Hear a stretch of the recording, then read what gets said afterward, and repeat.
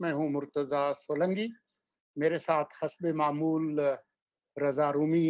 یہ آج کا پروگرام ہمارے خصوصی پروگراموں کی سیریز کا تیسرا دن ہے۔ آج ذوالفقار علی بھٹو کی 42ویں برسی کے موقع پر ہم یہ خصوصی پروگراموں کا سلسلہ شروع کیے ہوئے ہیں، اور یہ آج اس سلسلے کا آخری پروگرام ہے۔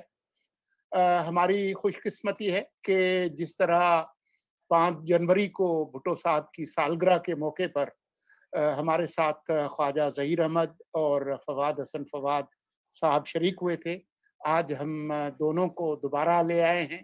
آج 42ویں برسی ہے بھٹو صاحب کی۔ کل بھی ہم نے خصوصی پروگرام کیے تھے اور آج یہ تیسرا اور آخری پروگرام ہے۔ آج جو چیز ہم زیر بحث لا رہے ہیں وہ اس کیس کے جو قانونی آئینی پہلو ہیں، خاص طور پر ان پر ہم نظر ڈالیں گے۔ میں مختصراً بتا دیتا ہوں کہ بھٹو صاحب کے خلاف یہ جو ایف آئی آر داخل ہوئی تھی وہ داخل ہوئی تھی 11 نومبر 1974 کو، جب بھٹو صاحب ملک کے وزیر اعظم تھے، اور یہ ایف آئی آر داخل کی تھی۔ اس میں جو شکایت کنندہ تھے وہ احمد رضا قصوری تھے، جن کے والد کو قتل کیا گیا تھا، اور اس میں بھٹو صاحب کو براہ راست ملوث کیا گیا تھا، لیکن یہ ایف آئی آر قائم رہی۔ اس کے بعد بھٹو صاحب کو گرفتار جب کیا گیا، وہ ان کی حکومت کے خاتمے کے بعد جب 5 جولائی 1977 کو مارشل لا نافذ ہوا، تو اس کے بعد بھٹو صاحب کو پہلی بار گرفتار کیا گیا، اور ان پر جو مقدمہ چلا وہ بجائے سیشن کورٹ کے وہ ہائی کورٹ میں چلا۔ 18 مارچ 1978 کو پہلی بار اس کا فیصلہ آیا، اور اس کے خلاف اپیل دائر ہوئی سپریم کورٹ میں، اور آج سے تقریباً 42 سال پہلے اس کا فیصلہ اس پر عمل درآمد کیا گیا 4 اپریل کو۔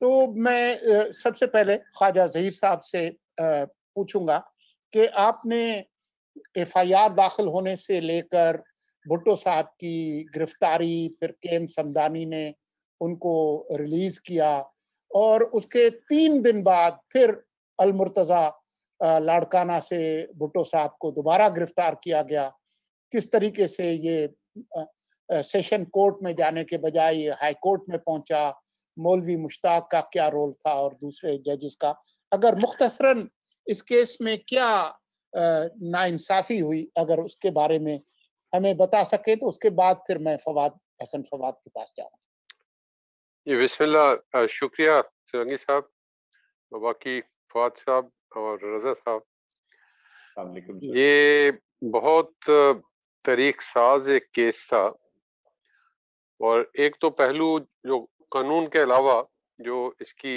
پس منظر میں جو کہ آج میرے اچانک میرے ذہن میں آ گئے، جو کہ پہلے کبھی بات نہیں ہوئی اس موضوع پہ۔ راؤ عبدالرشید صاحب جو تھے نا، ڈائریکٹر آئی بی، اس معنی میں ڈی جی نہیں ہوتے تھے، ڈائریکٹر کہتے تھے۔ ان کو گرفتاری کے بعد مارشل لا کے بعد ایک چارج شیٹ کی گئی فار ایسٹس بیونڈ مینز پہ۔ اس کا انہوں نے بڑا مدلل سا جواب دیا، اپنی وضاحت کی۔ اس وضاحت کو جب چیف مارشل ایڈمنسٹریٹر کے پاس سبمٹ کرنے سے پہلے سیکرٹری جنرل ان چیف صاحب کے سامنے پیش کی گئی، غلام اسحاق صاحب۔ انہوں نے وہ ان کی ایسٹس والی بات تو اتنا نہ لکھی، انہوں نے اس نوٹ میں لکھ دیا کہ I recall this officer was I G P Punjab when one Nawab Muhammad Ahmed Khan was killed, تو he needs to be investigated۔ وہ انویسٹیگیشن انہوں نے راؤ رشید صاحب سے شروع کی۔ وہاں سے بات بڑھتے بڑھتے جب اس وقت ابھی الیکشن پوسٹ پون نہیں ہوئے تھے، جب الیکشن پوسٹ پون ہوئے اس کے دوسرے تیسرے دن مسعود محمود صاحب کو ایبٹ آباد سے گرفتار کیا گیا، اور گرفتار کرنے کے بعد میرے پاس پنڈی میں بطور ایڈیشنل ڈپٹی کمشنر میرے پاس لایا گیا، درخواست ایف آئی اے کی طرف سے آئی کہ ان کا اعتراف جرم ریکارڈ کرنا ہے۔ اور اس کے بعد پھر ہم دیکھیں گے کہ ان کو وعدہ معاف گواہ بنانا ہے کہ نہیں بنانا. میں نے وہ ڈیوٹی جو تھی اس وقت کے ریزیڈنٹ میجسٹریٹ اسلام آباد کی لگائی کہ ان کا قانون کے مطابق جیسے درخواست ہے ان کا بیان قلم بند کی جائے. انہوں نے اپنا بیان وہاں قلم بند کرایا. بظاہر وہ جو بیان تھا وہ بھٹو صاحب کو اس کیس میں ملوث نہیں کرتا تھا براہ راست یا بالواسطہ. اس سے پہلے ایف آئی آر کے بعد جسٹس شفیع الرحمان کمیشن بھی اس معاملے میں ان کو ایک انکوائری کر چکا تھا پنجاب میں. انہوں نے قتل کے 2-3 موٹیوز جو تھے آئیڈینٹیفائی کیے تھے اور پوائنٹ آؤٹ کیا تھا کہ ان میں فردر انکوائری کی ضرورت ہے فیکٹس پہ پہنچنے کے لیے نتیجے پہ. اور ایک موٹیو وہ تھا جو احمد رضا قصوری صاحب کی ایف آئی آر میں تھی. آگے تھوڑا سا چلتے ہیں. یہ جب ٹرائل شروع ہو گیا اس سے پہلے انہوں نے جب ایک دم ہائی کورٹ نے فیصلہ کیا کہ یہ بجائے سیشن کے ٹرائل ہائی کورٹ کرے گی جس کی ضابطہ فوجداری میں گنجائش ہے اور پروویژن ہے, تو ایک اور کنفیشن ریکارڈ کروایا گیا لاہور سے. ایڈیشنل ڈسٹرکٹ میجسٹریٹ تھے اقبال ندیم صاحب, ان کے روبرو ایک کنفیشن ریکارڈ کیا گیا. بھٹو صاحب کے چلان میں وہ بھی گواہ تھے اور غضنفر ضیاء صاحب ریزیڈنٹ میجسٹریٹ اسلام آباد بھی گواہ تھے, اور دونوں کنفیشن بھی ڈاکومنٹری دستاویزات جو تھی وہ شامل کی گئی تھی چلان کے ساتھ. لیکن جب ٹرائل جاری ہوا تو اقبال ندیم صاحب کو تو پیش بھی کیا گیا, ان پہ جیرا بھی کی گئی, لیکن جو کنفیشن اسلام آباد میں ریزیڈنٹ میجسٹریٹ نے ریکارڈ کیا تھا اس کو گیو اپ کر دیا گیا گواہ کو.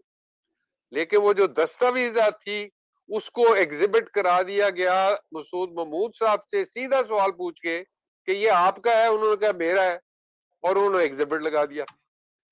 اب ضابطہ فوجداری جیسے جو لوگ آگاہ ہیں ان کو پتا ہے کہ ضابطہ فوجداری میں ایک چیپٹر ہے جس میں irregularities ٹرائل کی, اور وہ irregularities جس سے ٹرائل خراب ہو جاتا ہے ویشیٹ ہو جاتا ہے, وہ irregularities جن کی وجہ سے ٹرائل پہ کوئی اثر نہیں پڑتا, یہ لکھی پڑی. ان میں ایک سیکشن ہے جو یہ کہتا ہے کہ اگر اعتراف جرم جو ہے کنفیشن جو ہے یہ 342 اور 164 سیکشن کے مطابق میجسٹریٹ کو پیش کر کے ٹرائل کورٹ کے سامنے اس کی کراس ایگزامینیشن کی طرح پروو نہ کیا جائے تو وہ سارا ٹرائل ویشیٹ ہو جاتا ہے. یہ سب سے بڑی قانونی حکم تھا اس سارے ٹرائل میں, کیونکہ ہائی کورٹ کے 5 لرنڈ ججز نے یہ زحمت گوارا نہیں کی. انہوں نے پروزیکیوشن کو اجازت دے دی کہ گواہ کو گیو اپ کریں, اور دستاویز کو ایسے پروف کیا جس کا کوئی قانونی نظیر 100 سال کی یا 150 سال کی تاریخ میں نہیں. آج تک کسی مرڈر ٹرائل میں یہ نظیر نہیں ہے. یہ ٹرائل اسی گراؤنڈ پہ ویشیٹ ہو جاتا ہے. یہ بات نہ تو ٹرائل کورٹ میں اٹھائی گئی, نہ یہ اپیل میں اٹھائی گئی, نہ یہ ریویو میں اٹھائی گئی. مجھے اتفاق یہ ہوا کہ میں کچھ 1.5-2 مہینے کے لیے 1997 میں وزارت داخلہ میں جوائنٹ سیکرٹری قانون کے طور پہ میری تعیناتی ہوئی. تو اس دوران مجھے ایسے تجسس ہوا تو میں نے وہ جو مرسی پٹیشن والی فائل وہاں پڑی ہوئی ہے اس کو جب کھول کے دیکھا تو میری حیرانگی کی انتہا ہو گئی جب میں نے یہ دیکھا کہ یہ آپ کا ہے, انہوں نے کہا آپ کا ہے, اور انہوں نے ایگزیبٹ کر لیا. یہ سب سے بڑا قانونی حکم تھا, اور اس بنیاد پہ ٹرائل کو کویش ہونا چاہیے کسی سٹیج پہ. یہ بہت بڑی غلطی تھی. اب اتفاق یہ ہوا کہ میری ٹرانسفر ہو گئی پرائم منسٹر آفس میں ایز جوائنٹ سیکرٹری. اس دوران جناب جسٹس قربان صادق اکرام صاحب جو کہ بھٹو صاحب کے ڈیفنس کونسل تھے ہائی کورٹ میں, وہ بھی وہاں ان کی تقرری ہو گئی بطور ایڈوائزر کے میاں نواز شریف کے. تو ایک دن ان سے بات چیت میں نے ان سے یہ سوال پوچھا کہ یہ آپ کی نظر سے گزری یہ بات؟ تو وہ حیران ہو گئے. انہوں نے کہا یہ مجھے تو پتہ ہی نہیں ہے, مجھے کسی نے پوائنٹ آؤٹ نہیں کیا, میری ٹیم نے, حالانکہ ان کے پاس بہت بڑی ٹیم تھی. تو ان کا جو تھوڑی دیر بعد جب وہ اس سرپرائز سے باہر آئے تو انہوں نے یہ اعتراف کیا کہ یہ اگر ہم پوائنٹ اگر اٹھا لیتے ٹرائل سٹیج پہ یا اپیل سٹیج پہ یا ریویو سٹیج پہ تو یہ ٹرائل کویش ہو سکتا تھا. یہ میں صرف یہ بتانا چاہتا ہوں کہ یہ تاریخ میں یہ واحد کیس ہے جس میں کوڈ آف کرمنل پروسیجر میں لکھا ہوا ہے کہ ٹرائل کویش ہوگا اگر میجسٹریٹ کی شہادت جو ہے وہ اس قانون کے مطابق نہیں لی جائے گی. وہ گیو اپ کر دیا گیا میجسٹریٹ. یہ سب سے بڑی غلطی. باقی جو ہے ٹرائل ہائی کورٹ میں کیوں ہوا, یہ اس وجہ سے ہوا کہ بھٹو صاحب کے پہلے وزیر قانون جو تھے مرحوم میاں محمود علی قصوری, یہ قصوری کی وجہ سے ہی ان کا سارا کام خراب ہوا. انہوں نے 1972 کی جنوری میں مارشل لا کے دوران ایک آرڈیننس کے تحت سی آر پی سی میں, کوڈ آف کرمنل پروسیجر میں اور بہت سے قانونوں میں انہوں نے لیگل ریفارمز کے عنوان سے کوئی ترامیم کی. انہی ترامیم کے ذریعے سی آر پی سی میں جو جتنے سیشن کیسز ہوتے تھے اس سے پہلے وہ سب سے پہلے ایس ڈی ایم یا اسپیشلی امپاورڈ میجسٹریٹ ان کی انکوائری کرتا تھا.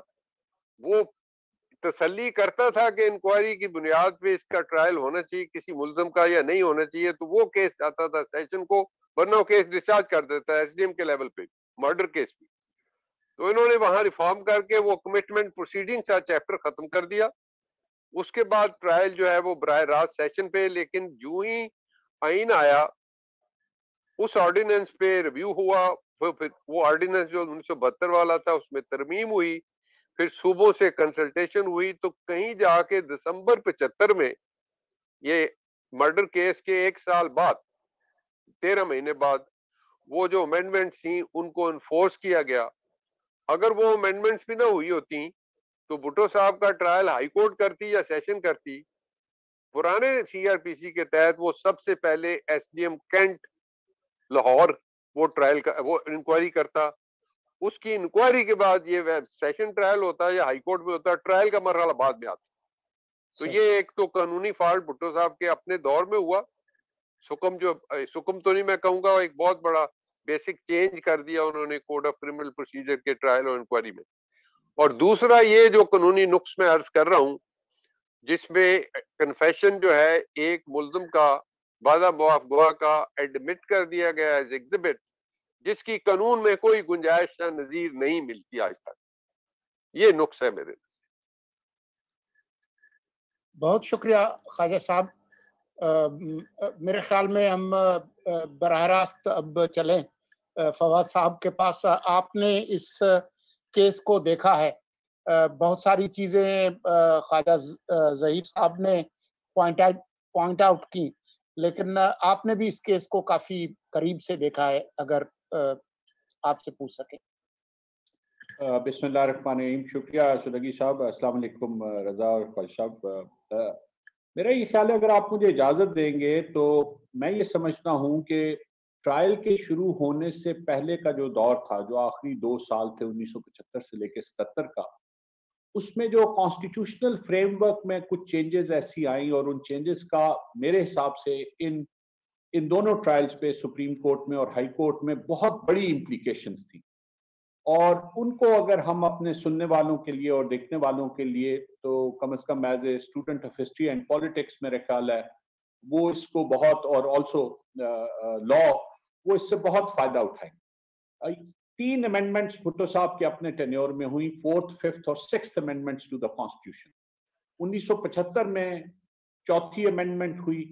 اس امینڈمنٹ کے ذریعے جو کانسٹیٹیوشنل جورسڈکشن تھی ہائی کورٹس کی اس کو کرٹیل کیا گیا, اور انہیں منع کر دیا گیا ہائی کورٹ کو کہ وہ کوئی ایسا آرڈر پاس کریں جو پریونٹیو ڈیٹینشن آف کسی آدمی کو اگر حکومت نے ڈیٹین کیا ہو تو اس کو وہ منع کر سکیں, یا پھر اگر وہ آلریڈی ڈیٹین ہو چکا ہو تو وہ اس کی بیل لے سکیں. یہ پہلی 4th کانسٹیٹیوشنل امینڈمنٹ. کیوں ہوا؟ یہ بدقسمتی ہے کہ ایک جمہوری حکومت ہونے کے باوجود جو اس وقت ماحول تھا اس میں مخاصمت عروج پہ تھی, اور جو طرز حکومت تھا اس میں جمہوریت کا عنصر جو ہے وہ روز بروز کم ہوتا جا رہا تھا, اور جس کو اسٹرانگ آرم ٹیکٹکس کہتے ہیں اس کا استعمال جو ہے وہ دن بدن بڑھتا جا رہا. इसके अलावा भी इसमें 2 और चीजें हुई, लेकिन उनका चूंकि इस से ताल्लुक नहीं है तो मैं उस पे इस वक्त नहीं करता। स्टे ऑर्डर जो मनी मैटर्स में था उसको 60 दिन तक कटेल कर दिया गया कि उसके बाद वो ऑटोमेटिकली इरेलीवेंट हो जाएगा और मिनॉरिटीज की सीट नेशनल असेंबली और प्रोविंशियल असेंबली में बढ़ाएगी। इसके बाद 5वीं अमेंडमेंट जो है वो लाई गई और उसका बहुत ही गहरा ताल्लुक है जो बाद में ये केसेस जिस तरह से चले। इसमें पहली तो ये हुई कि जो पीरियड ऑफ सेपरेशन था जो शुरू में 1973 में आइन के वक्त 3 साल था उसको 5 साल बढ़ा के कर दिया गया, लेकिन जो बहुत इंपॉर्टेंट थी वो ये थी कि chief justice of supreme court का टेन्योर जो है वो 5 साल कर दिया गया या सुपरएनुएशन की एज 65 जो भी उसमें से पहले आ जाए, और इसी तरह हाई कोर्ट के चीफ जस्टिस का जो टेन्योर है वो 4 साल कर दिया गया या as of superannuation in that case retirement की एज 62 और इसमें से भी जो भी जल्दी आ जाए। अब इस टेन्योर की कंप्लीशन पे जो ऑप्शन दी गई जजेस को कि वो एज सीनियर प्यूनी जज जिसको कहते हैं वो कंटिन्यू करें, लेकिन अगर वो ये फैसला करते, ये उनका अपना फैसला होता, अगर वो ये फैसला करते तो वो होते तो फिर भी वो एक्टिंग चीफ जस्टिस वो नहीं बनते लेकिन कोई और बनता। सो वो अपना एक टेन्योर कंप्लीट करने के बाद उनके पास ये ऑप्शन तो थी कि वो सीनियर प्यूनी जज के तौर पे रहें, लेकिन इसके अलावा वो उनका कोई अमल दखल जो है वो नहीं होता। इसके अलावा जो पावर्स सुप्रीम कोर्ट की थी डायरेक्शंस की, डिक्रीज की, ऑर्डर्स की, उनको 175(2) आर्टिकल 175(2) ऑफ द कॉन्स्टिट्यूशन के मातहत कर दिया गया कि वो सिर्फ वो इख्तियारात इस्तेमाल कर सकते हैं जो कानून और आइन में उनको स्पेसिफिकली दिए गए हैं, और जो सुप्रीम कोर्ट की पावर्स थी प्रिवेंटिव डिटेंशन की, उनको भी यहाँ पे 5th अमेंडमेंट के लिए कर्टेल कर दिया गया।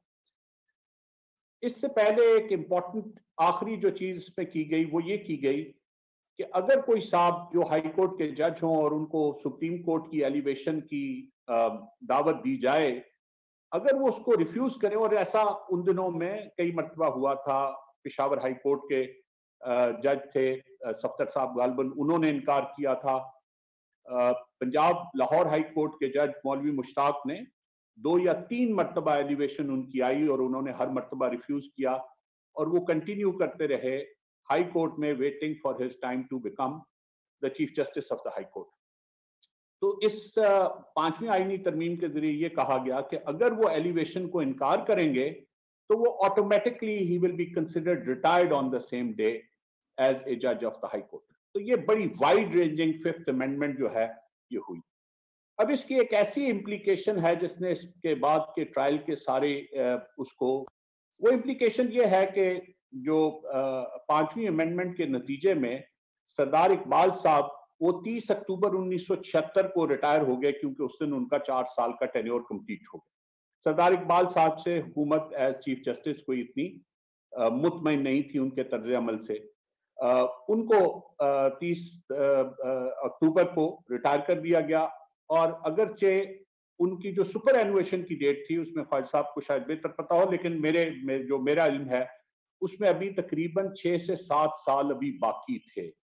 वो बड़ी यंग एज में चीफ जस्टिस बन गए थे, लेकिन उनको 4 साल का टेन्योर कंप्लीट होने पे कर दिया गया। ये तो अपनी जगह रही, लेकिन जो इसकी अगला स्टेप था वो ये था कि उस वक्त सबसे सीनियर जज जो थे वहां पे वो मौलवी मुश्ताक थे, और एक वाइड स्प्रेड जो एक्सपेक्टेशन थी वो यही थी कि जी उन्हीं को एलिवेट किया जाएगा एज चीफ जस्टिस, और वो खुद भी बहुत इश्तियाक से इस मौके का इंतजार करे। लेकिन बजाय इसके कि उनको एलिवेट किया जाता, भुट्टो साहब की हुकूमत ने यह फैसला किया कि न सिर्फ वो बल्कि उनसे जूनियर्स को भी छोड़ के 6 और जूनियर्स को छोड़ के जस्टिस असलम रियाज हुसैन को उन्होंने जो 7वें नंबर पे थे उनको उन्होंने एलिवेट कर दिया। इसका ओवरऑल जुडिशियल कम्युनिटी में बहुत बुरा मनाया गया, लेकिन खास तौर पे इसको एक पर्सनल इंसल्ट के तौर पे जस्टिस मौलवी मुश्ताक ने हमेशा याद रखा, और बारहा इंक्लूडिंग उन्होंने जो इंटरव्यूज दिए बाद में, और उन्होंने जो मुख्तलिफ जगहों पे अपने ख्यालात का इजहार किया, और ट्रायल के दौरान जो उन्होंने बेशुमार मरतबा अपने इंटरवेंशंस की और इंटरजेक्शंस की, उसमें उन्होंने खुसूसी तौर पे इस इंसल्ट को बार बार اس کا تذکرہ کیا اور حوالہ دیا. اب یہ اتنا انہوں نے سیریسلی لیا کہ جو 2 ججز تھے ہائی کورٹ کے, ایک مولوی مشتاق اور ایک جسٹس افضل اللہ, انہوں نے نئے چیف جسٹس کے لیے ریفرنس میں بھی شرکت سے انکار کر دیا. تو لاہور ہائی کورٹ اس وقت ایک ڈیوائیڈڈ ہائی کورٹ تھی. یہ ایک بڑی امپورٹنٹ چیز ہے کیونکہ پھر جوڈیشل ڈسپنسیشن جو ہوتی ہے جب وہ اس طرح کے مراحل سے گزرتی ہے تو اس کی پھر سیریس امپلیکیشنز ہوتی ہیں, جو ڈسپنسیشن آف جسٹس بھی ہوتا ہے اس میں. اب یہ تو ماحول تھا وہاں پہ, اور اسلم ریاض حسین صاحب کا انفارچونیٹلی یہ تھا کہ وہ کوئی بہت جس کو کہتے ہیں وہ ایسے جج تھے جن کے بارے میں عام تاثر یہ تھا کہ ان کی ایلیویشن اس لیے ہوئی ہے کہ وہ حکومت کے کہنے پہ حکومت کو فیسیلیٹیٹ کرنے کے لیے تیار ہوں گے. سو اوور آل یہ ایک جس کو کہتے ہیں موٹیویٹڈ ڈیسیشن اس کو کہا گیا. جو 6ٹی امینڈمنٹ ہے اس کا پھر ڈائریکٹ امپلیکیشن ہوئی سپریم کورٹ کے لیے. اب یہاں پہ تو یہ فیصلہ ہوا تھا کہ جی ٹینیور اگر کمپلیٹ ہو جائے گا تو ریٹائر ہو جائے گا, لیکن 6ٹی امینڈمنٹ کے ذریعے یہ کہا گیا کہ اگر ٹینیور کمپلیٹ بھی ہو جائے گا, اور یہ امینڈمنٹ آن دا ایو of the dissolution of assemblies تقریباً کی گئی, اور وہ یہ کیا گیا کہ جی اگر ٹینیور کمپلیٹ بھی ہو جائے گا, اگر سپر اینویشن کی ڈیٹ آ بھی جائے گی جو سپریم کورٹ کے کیس میں 65 سال تھی, لیکن اگر ٹینیور کمپلیٹ نہ ہوا ہوگا تو اس کا ٹینیور پروٹیکٹ کیا جائے گا, یعنی کہ وہ 5 سال کا ٹینیور اپنا کمپلیٹ کرے گا. یہاں پہ اس کا نتیجہ یہ نکلا کہ جسٹس یعقوب علی, جن کو مڈ آف 1977 میں ریٹائر ہو جانا تھا ordinarily in the age of 65, ان کو جب یہ ٹینیور کی پروٹیکشن ملی تو وہ بھی کنٹینیو کرتے رہے. اور یہاں پہ جو نارمل ایلیویشن پہلے کے قانون اور کانسٹیٹیوشن کے مطابق ہونی تھی وہ نہیں ہوئی. یہاں پہ اس کے افیکٹی جو ڈائریکٹلی ہوئے وہ جسٹس انوار الحق ہوئے. تو یہ وہ 2 پھر کیریکٹرز ہیں. میں اس لیے چاہتا تھا کہ جو ہمارے دیکھنے والے ہیں وہ یہ دیکھیں کہ جی کون سا ایک ذاتی رنجش کا اور ایک دکھ کا ایلیمنٹ جو ہے, ایک پرسنل جو گریوینس ہے against the person and the government of mister Zulfikar Ali Bhutto, وہ یہ اس حد تک تھی. اور اگین یہ ریکارڈ سے ثابت ہے, ریفرنس میں جو تقریریں ہوئیں سپریم کورٹ میں بھی اور ہائی کورٹ میں بھی, اور بعد میں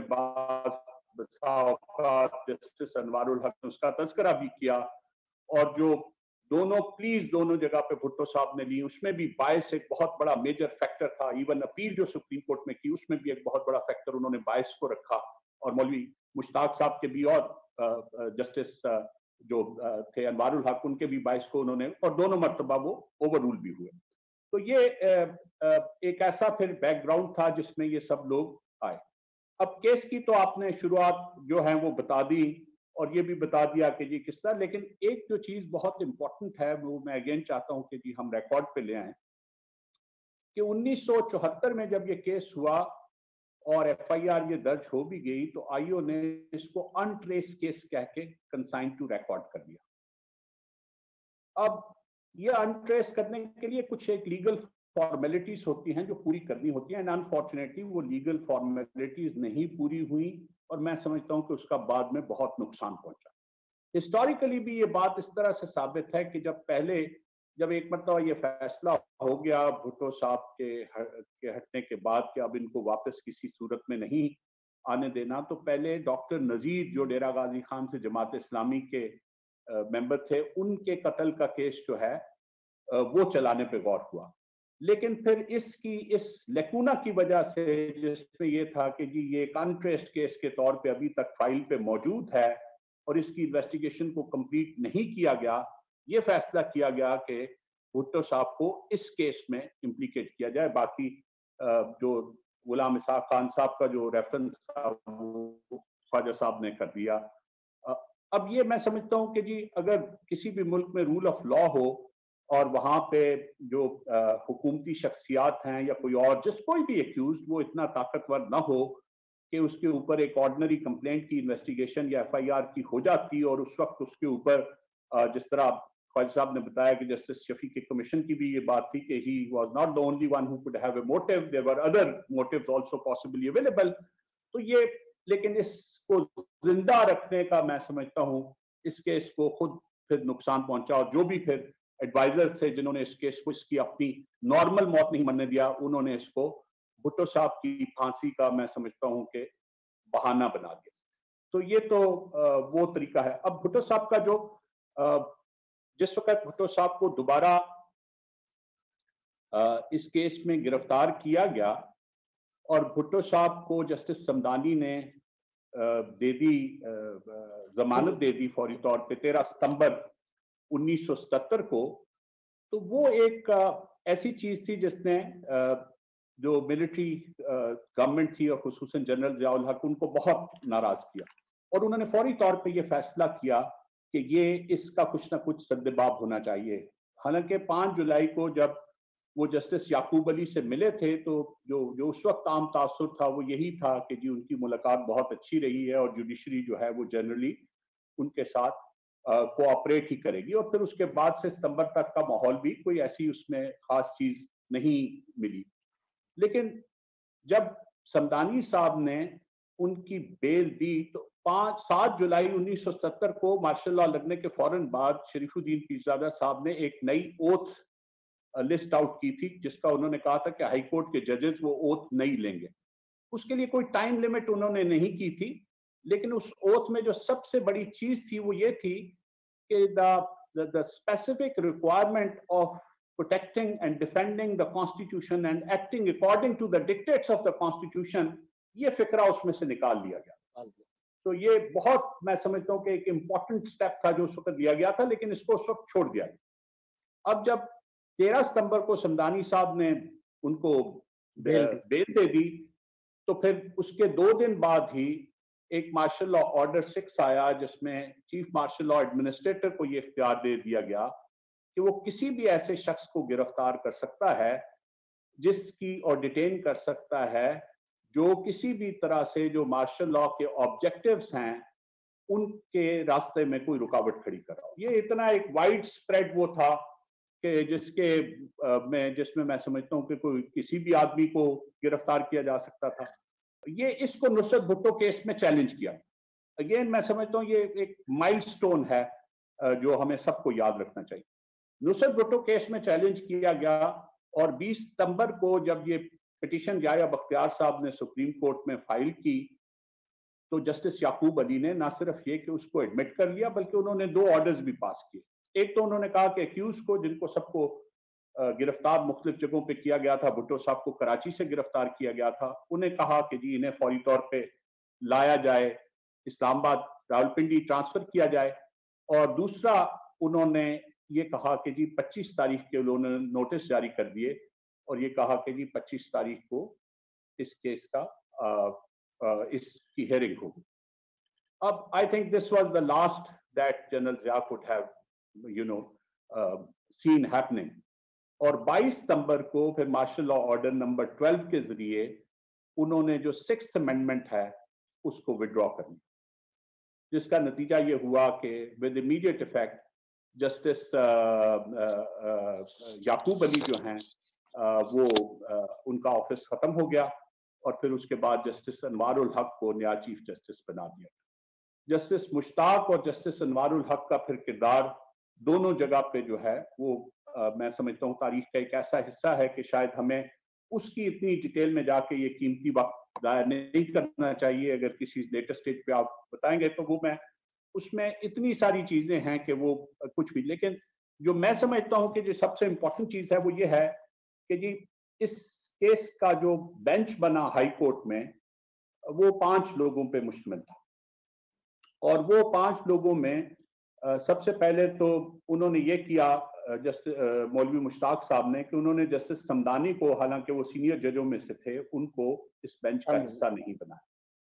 दूसरा उनके जो जजेस थे, एक जस्टिस ज़कीउद्दीन पाल को बनाया जिनके नॉन कनेक्शंस थे पाकिस्तान मुस्लिम लीग के साथ, उस वक्त जो मुस्लिम लीग थी, और who was not known to be somebody who liked mister Bhutto. इसी तरह उनके एक दूसरे जो थे वो कुरैशी साहब थे जिनके बारे में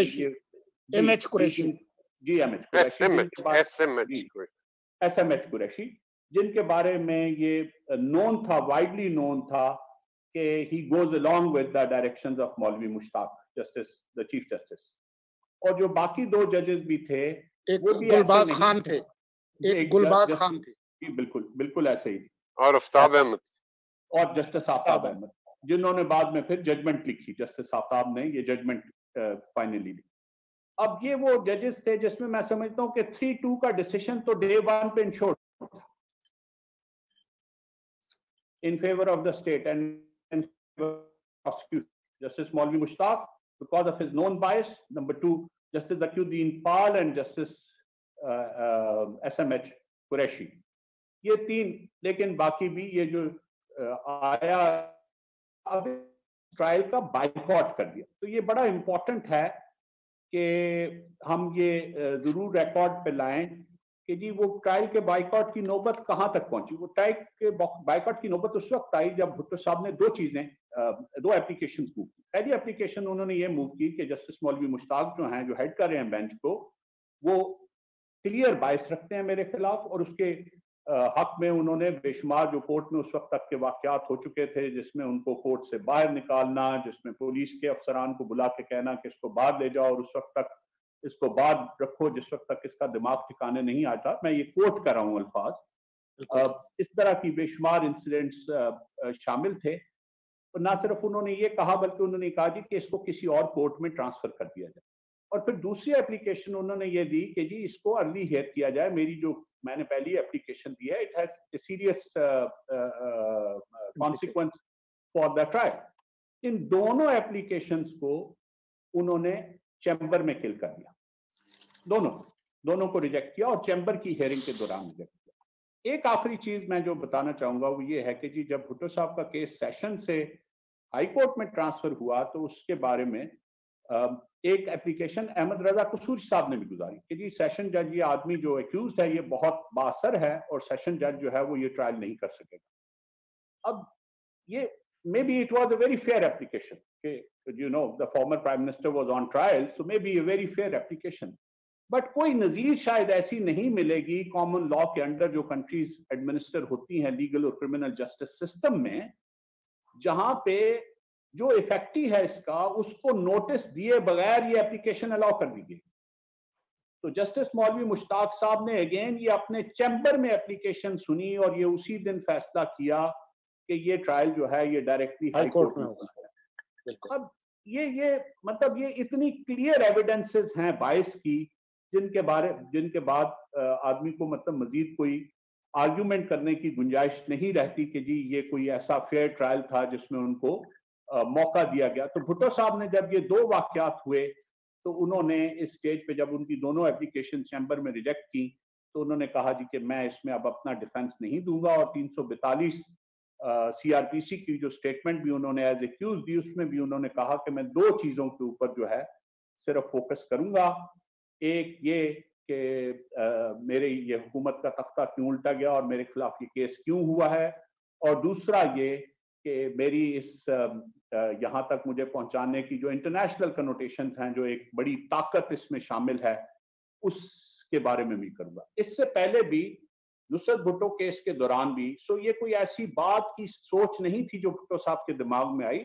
نصرت بھٹو صاحب کے کیس نصرت بھٹو کی پیٹیشن کی ہیئرنگ کے دوران بھی انہوں نے یہ پلی لی تھی کہ مجھے ایک بڑی طاقت کے ایما پہ ایک جنرل ضیاء الحق نے ایک اعلیٰ کار کے طور پہ ہٹایا ہے, حکومت سے بے دخل کیا, اور آج بھی اس ملک کے جو معاملات چل رہے ہیں اس میں اس بڑی طاقت کا بہت زیادہ عمل دخل ہے. یہ چیزیں بھی پہلے دن سے ریکارڈ پہ. جی میں ایک کامنٹ کے بعد ناصر صاحب ہمارے میں ایک چھوٹا سا ایک باعث کا ایک واقعہ ذاتی جی جی یہ 30 ستمبر کی بات ہے, 30 ستمبر 1977 کی. جنرل ضیاء الحق صاحب کو شیخ عشرت علی مرحوم نے پنڈی کلب میں راول پنڈی کلب میں ایک ریسیپشن دی ہوئی تھی بطور president chamber of commerce and industry. میں وہاں ڈیوٹی پہ تھا, مجھے وہاں پیغام ملا ٹیلی فون, پتہ نہیں کدھر سے ڈھونڈ کے انہوں نے مجھے پیغام دیا کہ آپ کا ٹیلی فون ہے. جب میں نے ٹیلی فون اٹھایا تو وہ ٹیلی فون تھا مرحوم ایم ایچ شاہ صاحب کا, ڈاکٹر نسیم حسن شاہ صاحب کے بڑے بھائی جو سابقہ کمشنر پنڈی بھی رہے ہوئے. تو مجھے انہوں نے کہا کہ تم کدھر ہو؟ میں نے کہا جی میں ادھر ڈیوٹی پہ ہوں. کہ ڈاکٹر نسیم حسن شاہ صاحب کہہ رہے ہیں کہ آپ ذرا 5 منٹ کے لیے فوری طور پہ ان کے گھر پہنچے. یہ کچھ 4 بجے کی بات. میں نے کہا جی خیریت ہے جی, مجھے پتہ نہیں, آپ پہنچے. تو وہ سپریم کورٹ کے جج اس وقت ایڈ ہاک بنے ہوئے تھے. میں پہنچ گیا ہارلے اسٹریٹ میں پنڈی میں. جب میں وہاں پہنچا تو وہاں رویداد صاحب, جسٹس انوار الحق, مولوی مشتاق صاحب, نسیم حسن شاہ صاحب اور احمد شاہ صاحب چائے مائے پی رہے. مجھے بڑی حیرانگی ہوئی کہ مجھے کیوں بلایا گیا ہے. میں بیٹھا سلام دعا کے بعد, تو مجھے انہوں نے پہلا سوال یہ کیا کہ یہ بتائیں کہ یہ جو 24 ستمبر اور 28 ستمبر کو پی پی پی کا اور پی این اے کے جلسے ہوئے لیاقت باغ میں, وہاں کتنی تعداد تھی حاضرین. تو میں نے انہیں بتایا کہ جی یہ اب تو رپورٹ ہو چکا ہے, آج 30 تاریخ ہے, لیکن اندازاً میں یہ بتا سکتا ہوں کہ پی پی پی کا جلسہ دگنا پی این ایس. تو اس پہ ابھی یہ بات میں کر ہی رہا ہوں تو مولوی صاحب نے جو سفید بچٹ اور قمیض میں بیٹھے ہوئے تھے کہنے لگے کہ صاحب اس طرح نہیں جائے گا, کچھ اور کرنا پڑے گا. میں بڑا حیران ہوا کہ یہ بات تو مجھے اطلاع پوچھنے کے لیے, اسیسمنٹ لینے کے لیے بلایا ہے, اور یہ کمنٹ چیف الیکشن کمشنر صاحب اور chief justice Lahore high court کے کیسا کمنٹ کر رہے ہیں. اس وقت ابھی ٹرائل وائل کا مسئلہ نہیں شروع ہوا تھا نا, ٹرائل تو وہ بعد میں شروع ہوا. تو میں پھر ان سے اجازت لے کے واپس آ گیا. میں نے کہا جی کدھر, میں نے آ کے میں بڑا پریشان سا ہوا کہ یہ کیا قصہ چل رہا ہے. وہاں ایک اور جنرل صاحب بھی تھے, جنرل قمر صاحب. تو میں I thought کہ I might inject this because this is exclusively private, and پہلی دفعہ مجھے ایسی آج ذہن میں فلیش آیا ہے کہ یہ بات بھی کر دینی چاہیے ریکارڈ کے لیے. یہ تو بہت زبردست آپ نے تاریخ کا جو ہے ایک باب خواجہ صاحب, یہ تو میرے خیال سے میں نے تو یہ بات نہیں سنی, اور بہت سارے واقعات پہلے لوگ ذکر کرتے رہے ہیں. شریف الدین پیرزادہ صاحب کا جو رول تھا, جس طرح ججز کو وہ بحیثیت اٹارنی جنرل انفلوئنس کرتے رہے, لیکن یہاں تو آپ نے جو ابھی واقعہ دہرایا ہے, وہاں پہ ایک جنرل صاحب کی موجودگی, جلسے کا ذکر اور دوسرے ٹیکٹکس کو استعمال کرنا جو ہے وہ اس کا بڑا واضح انڈیکیشن ہے. میں یہ کیونکہ اگلے دن ہی الیکشن پوسٹ پون ہو گئے, اس سے دوسرے دن. بالکل یہ میں کنیکٹ کر رہا تھا ان کو. رضا, آپ کو بھی ایک واقعہ معلوم ہے شریف الدین پیرزادہ کا, کہ کس طرح سے انہوں نے جسٹس نسیم حسن شاہ, جنہوں نے سپریم کورٹ میں ان کے خلاف فیصلہ دیا, ان کو بلیک میل کیا جا رہا تھا, اور وہ کس طرح سے شریف الدین پیرزادہ کے کمرے میں آئے. جی بالکل, وہ واقعہ بنیادی, مطلب میں اس کی زیادہ تفصیل میں نہیں جاؤں گا کیونکہ بہت سارے جو لوگ ہیں وہ کمفرٹیبل نہیں ہے اس معاملے کو, لیکن ایک ان شارٹ اگر میں کہوں تو ان پہ بے حد دباؤ ڈالا گیا, اور اس حد تک کہ جو آج بھی ہم جس کی بازگشت سن رہے ہیں 2021 میں 2020 میں ججز کے بارے میں جو فائلیں اور ویڈیوز اور اکاؤنٹس اور یہ اور وہ جو کچھ ابھی ہو رہا ہے, یہ جو آج ہو رہا ہے یہ کوئی نئی چیز نہیں ہے. جو بھی خواجہ صاحب نے اور فواد صاحب نے بڑی تفصیل سے جو ذکر کیا, یہ وہی تانا بانا, یہ وہی ٹیکٹکس ہیں, وہی ہتھ کنڈے ہیں جو اس وقت بھی استعمال کیے گئے. اور جسٹس نسیم حسن شاہ ایڈ ہاک جج تھے. یہ بھی میں کہنا چاہوں گا خواجہ صاحب کی فکرے سے میں نے وہ جو فریز ہے ایڈ ہاک کا وہ نکالا, کیونکہ ایڈ ہاک نے پکے ہونا ہوتا ہے, اور اگر وہ پکے نہیں ہوں گے, اگر وہ نہیں وہ والا کام کریں گے تو پھر ظاہری بات ہے مسئلہ بن جائے گا. لیکن میں عباس کی آپ کچھ بات کر رہے تھے. جی میں ایک کامنٹ, بس یہ عباس ناصر صاحب کا کامنٹ, وہ انہوں نے فواد صاحب جب بات کرے تھے, خواجہ صاحب بات کرے تھے, تو انہوں نے یہ کہا کہ ود ڈیو ریسپیکٹ کہ کوئی آئین اور قانون جو ہے وہ بھٹو صاحب کو نہیں بچا سکتا تھا, کیونکہ ضیاء الحق اور ان کی کرونیز نے جنٹا میں فیصلہ کر لیا ہوا تھا کہ انہوں نے اس کو ہٹانا ہے اور اس کو ایلیمینیٹ کرنا ہے, کیونکہ یہ خطرہ تھا. اور میں چاہتا ہوں کہ اسی میں ایک جملے کا اضافہ کرنا چاہوں گا. رویداد خان جو ہیں وہ ریکارڈ پہ یہ کہہ چکے ہیں کہ ضیاء الحق نے خود ان کو بتایا تھا کہ اٹ از ہز نیک اور مائن. اور یہ بھی میں بتانا چاہوں گا کہ مولوی مشتاق, جسٹس انوار الحق جو کہ سپریم کورٹ کے چیف جسٹس بنے, جس کے تحت یہ سارا کام ہوا, اور ضیاء الحق، تینوں مولوی مشتاق کا جو بغض تھا وہ تو سامنے آ چکا ہے. انوار الحق کے بارے میں مشہور تھا کہ وہ ضیاء کے بہت قریب تھے، اور ضیاء الحق، یہ تینوں افراد جو ہے وہ ان کا تعلق جلندھر سے تھا. اور مجھے ایک نوجوان کے طور پر یاد ہے کہ ان دنوں میں جلندھری ٹولے کا بڑا ذکر ہوا کرتا تھا. یہ قربت کی وجہ بھی آپ کو بتا دوں کہ قربت کا یہ موقع کس نے دیا. یہ دیا موقع عبدالحفیظ پیرزادہ صاحب نے بطور فائنانس منسٹر. جب انہوں نے الیکشن کے بعد 77 کے الیکشن کے بعد فائنانس منسٹر کا عہدہ لیا تو انہوں نے ایک پے اینڈ سروسز کمیٹی بنی ہوئی تھی، سول ملازمین کی بھی اور ملٹری کی بھی. جسٹس انوار الحق ہے سینئر موسٹ جج آف دی سپریم پیونی جج آف دی سپریم کورٹ، دونوں کمیشنز کے چیئرمین. بطور چیئرمین وہ regularly chief of army staff کے ساتھ فوج کی تنخواہوں اور پینشن کے بارے میں ملاقات یا ڈسکشن پہ کھانے پہ پہنچا کرتے تھے. یہ خو سے بہت پہلے کی بات. تو وہ ایک فورم پرووائڈ کر دیا گیا تھا، اور جانتے بوجھتے ہوئے بھی کہ 5ویں اور 6ٹھی امینڈمنٹ میں انہوں نے ان کا فروری 77 میں ان کا نیچرل چانس تھا. 17 فروری 1977 کو انہوں نے چیف جسٹس بننا تھا.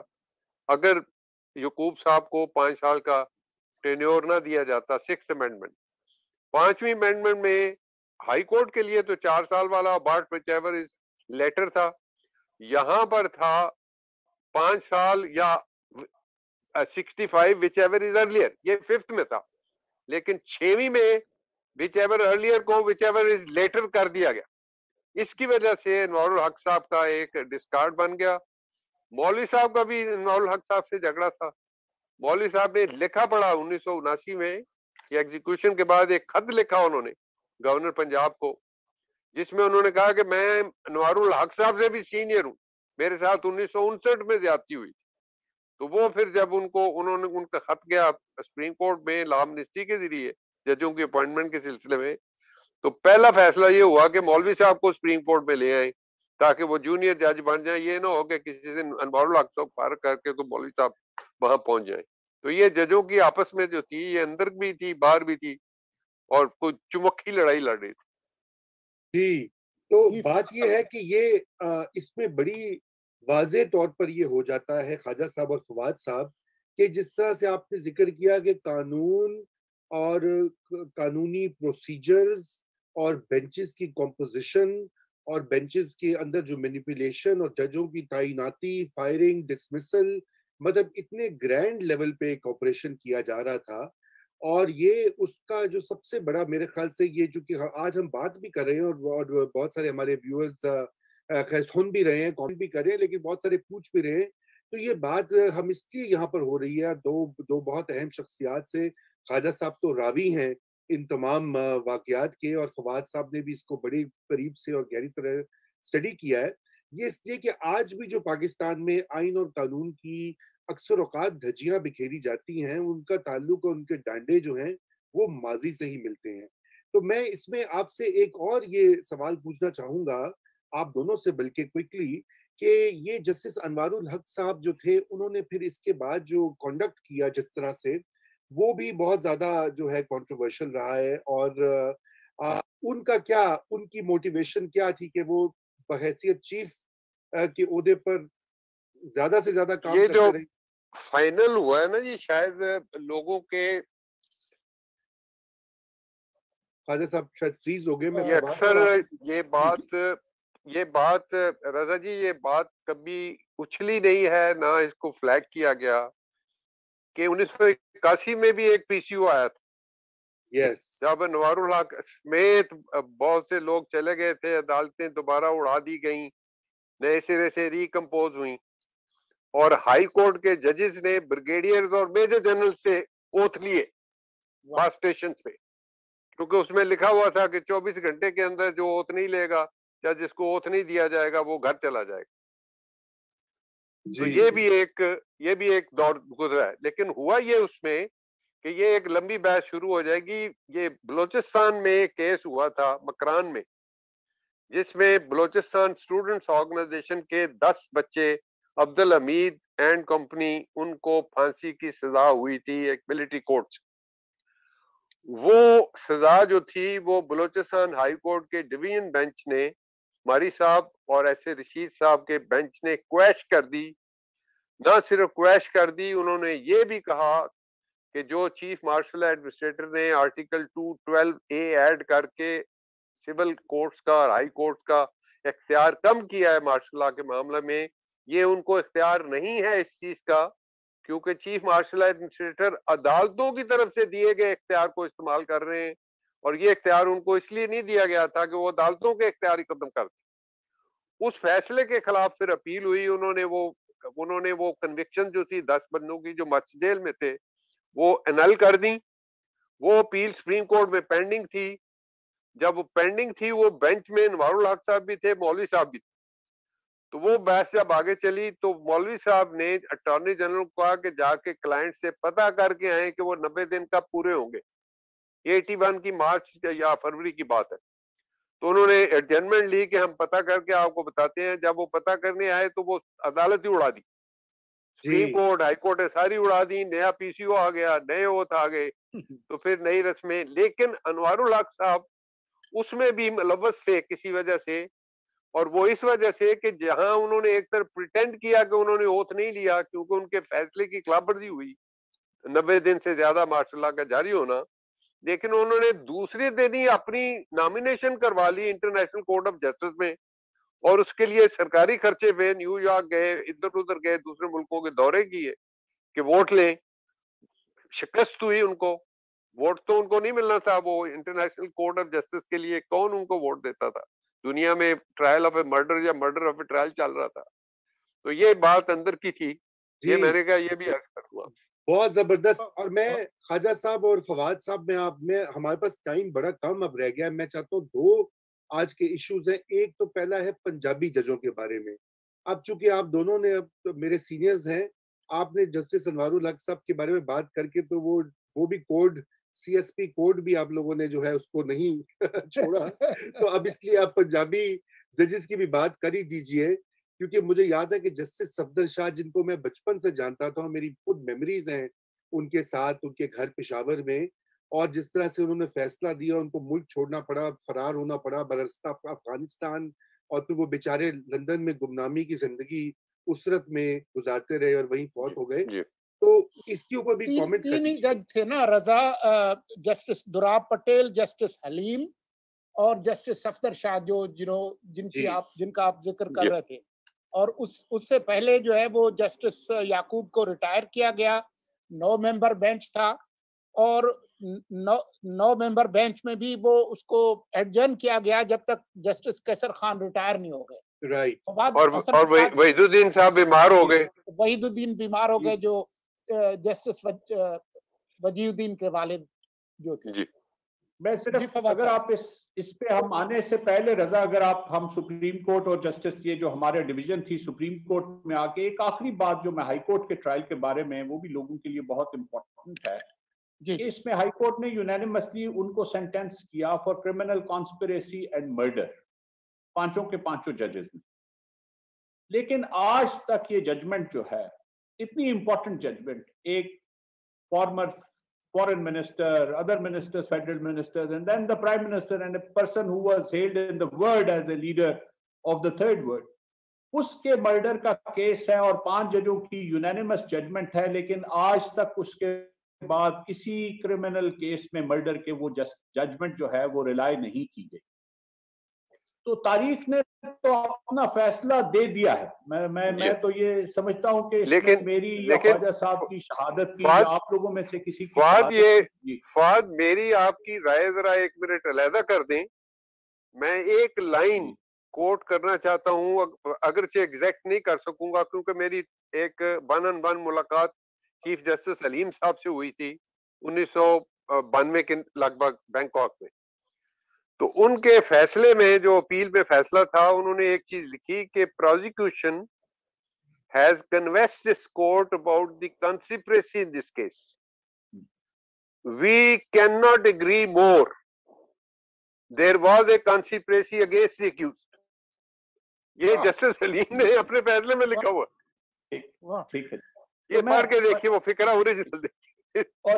और मेरा ये ख्याल है कि अगर इस बैकग्राउंड को जो आपने बताया इसको ज़हन में रखते हुए अब हम ये देखें कि जी 4 जजेस जो हैं वो सुप्रीम कोर्ट में फैसला ये करते हैं कि जी उनको कैपिटल पनिशमेंट दी जाए, और 3 जजेस ये नहीं कहते कि कोई छोटी सेंटेंस दी जाए या कम की जाए, वो कहते हैं कि क्विट किया जाए। So the 2 parts were totally opposed, they were standing virtually, एक के ख्याल में केस इतना beyond reasonable, beyond shadow of doubt था कि वो ये समझते थे कि जी सारे के सारे एक्यूज्ड को आप कैपिटल पनिशमेंट दे दें, और दूसरे 3 जजेस के ख्याल में ये ऐसा था कि इस पे सजा दी ही नहीं जा सकती थी और इक्विटल बनती थी। अब ये बिल्कुल बहुत ही इंपॉर्टेंट चीज है, और मैं ये समझता हूँ कि ये तल्ख बातें हैं लेकिन हमें करनी इसलिए चाहिए कि इनका इस मुल्क की बका से, इस मुल्क की सलामती से ताल्लुक है। और सलामती से ताल्लुक इसलिए है कि पंजाब सबसे बड़ा सूबा है, और पंजाब के सबसे बड़ा सूबा होने की वजह से एक डिस्टॉर्शन जो है, जब से कम मैंने होश संभाली है, वो चलती जा रही है। मैं उस बहस में तो नहीं पढ़ना चाहता कि जब मशरकी पाकिस्तान और मगरबी पाकिस्तान था तो हमने कहा कि जी वसाइल की तकसीम जो है वो रकबे की बुनियाद पे होनी चाहिए, और जब पंजाब और दूसरे हुए तो हमने कहा कि वसाइल की तकसीम जो है वो आबादी की बुनियाद। वो एक अलहदा मौजू है सोलंकी साहब, लेकिन वो मौजू भी ऐसा है जो लोगों के सामने आना चाहिए, वो भी मौजू लोगों के सामने खोल के बयान करना चाहिए। लेकिन मैं ये जरूर कहूंगा कि ये जब बेंच 9 जजेस का बनाया गया तो उसमें 5 जजेस जो थे वो नॉन पंजाब से बाहर के थे, और जो 4 जजेस थे जो थे वो पंजाब के। और ये एक आयरनी है कि उन 4 जजेस ने फैसला दिया भुट्टो साहब को फांसी लगाने के हक में, और वो उस वक्त आके दिया जब 2 जजेस उस बेंच पे बाकी नहीं रहे थे। अब ये काइंडली मैं इसलिए इस पे इंसिस्ट कर रहा हूँ, इसको जरा डिटेल से बताना कि जस्टिस कैसर खान जो हैं वो during the currency of the trial retire हो गए, और जो तमाम जुडिशियल प्रेसिडेंट्स हैं वो ये हैं कि अगर ऐसे किसी ट्रायल में कोई रिटायर हो जाए तो 2 में से एक काम किया जाता है। ऑर्डिनरली तो उसको एज एड हॉक जज कंटिन्यू कराया जाता है जब तक वो ट्रायल कंप्लीट हो जाए। अगर ये ना किया जाए तो फिर बेंच रिकॉन्स्टिट्यूट किया जाता है, लेकिन ये नहीं किया। दूसरा जस्टिस वहीदुद्दीन अहमद, जो जस्टिस वजीउद्दीन अहमद साहब के वालिद साहब, मेरे ख्याल है मैं दुरुस्त कह रहा हूँ? जी जी बिल्कुल जी, जस्टिस वजीउद्दीन साहब, जस्टिस वहीदुद्दीन साहब बीमार हो गए, और उन्होंने खुद चीफ जस्टिस को तहरीरी तौर पे ये दरखास्त दी कि ये प्रोसीडिंग 4 से 6 वीक के लिए पोस्टपोन की जाएं, क्योंकि मैं ये प्रोसीडिंग्स में शामिल होना चाहूंगा, इसको कंप्लीट करना चाहूंगा। अब दोनों जजेस के जो बेंच पे बैठे हुए रिमार्क्स थे, खुसूसन जस्टिस कैसर खान के, वो ऐसे थे, खास तौर पे ऑन द इश्यू ऑफ बायस।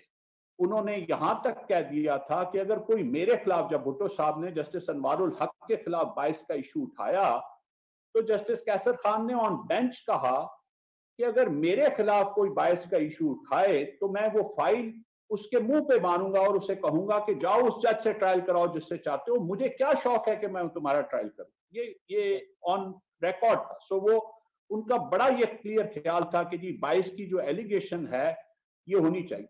और जब भुट्टो साहब ने ये एलिगेशन ली तो इसको डिसमिस करते हुए सिर्फ एक फिक्रा लिखा जस्टिस अनवारुल हक ने, और वो लॉर्ड ह्यूवर्ट का उन्होंने वो फिक्रा लिखा कि the justice should not only be done but should manifestly appear to have been done.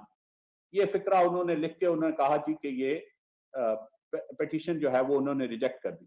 अब ये भी अगेन मैं समझता हूं कि तारीख का फैसला है कि आज 42 साल के बाद भी कोई ये मानने के लिए तैयार नहीं है कि इसमें इंसाफ हुआ था, बल्कि हर शख्स आप किसी से भी पूछें वो यही कहेगा। वो शायद भुट्टो साहब का वैसे मुखालिफ भी हो तो वो ये कहेगा कि नहीं, इस कत्ल के इस केस में जो है ना तो हाई कोर्ट में और ना ही सुप्रीम कोर्ट में इंसाफ हुआ। अब बहुत लोगों ने क्या कहना है, उस 4 का भी एक मेंबर टीवी पे कह गया हुआ है, उन 4 में से कि जी हम पे दबाव, किसी की क्या बात करूं।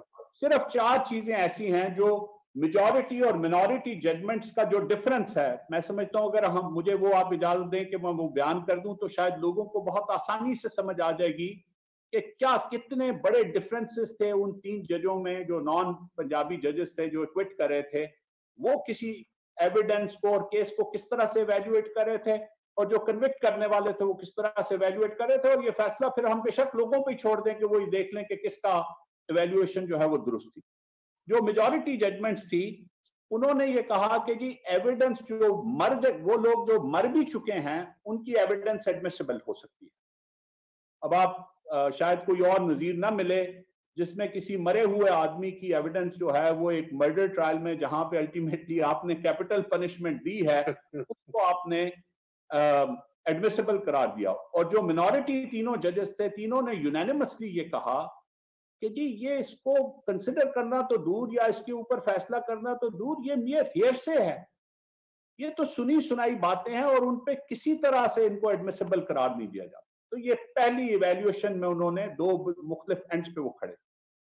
میجورٹی جو تھی اس نے یہ کنسیڈر کیا جی کہ جو ایویڈنس آن کانسپریسی ہے, سازش کی جو تھیوری کے بارے میں ایویڈنس ہے وہ ایڈمیسیبل ہے, لیکن منورٹی کا یہ خیال تھا کہ جو کوالٹی آف ایویڈنس ہے اور جو ایویڈنس پیش کی گئی ہے ٹو اسٹیبلش کہ یہ ایک سازش ہوئی, اس سازش کے سرغنہ بھٹو صاحب تھے جس کی وجہ سے انہیں بھی موت کی سزا دینی ہے, وہ ان ایڈمیسیبل ہے.